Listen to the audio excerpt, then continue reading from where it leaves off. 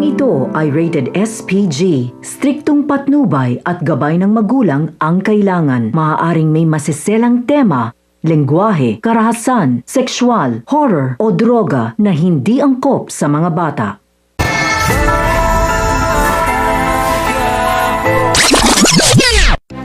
Hindi na nakapagpigil pa si Tinding na pagsabihan si David dahil sumusobra na umano ito at kahit anong mangyari, kuya niya pa rin si Tanggol.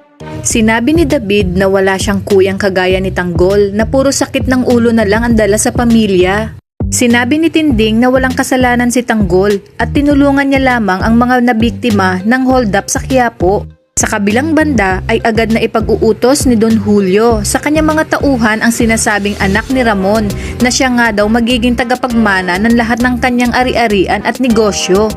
Dahil nga narinig ito ni Olga ay kaagad niyang sasabihin kay Greg ang plano ng kanyang papa at ang tungkol sa anak ni Ramon na siya umanong magiging tagapagmana ni Don Julio.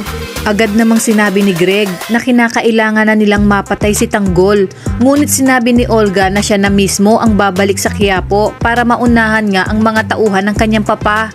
Maya-maya pa ay nagtungo na si Olga sa Quiapo upang hanapin si Tanggol at dito niya makikita si Tanggol na nakaupo sa bilyaran. Dito na rin kaya magkikitang muli sina Tess at Olga, kung kaya't magiging malaking palaisipan kay Tess kung sino ito dahil minsan nang kinuha nito ang kanyang anak na si Tanggol. Matapos nga niya itong isilang, kaya marami pa tayong dapat abangan dito lang sa FPJ's Batang Quiapo.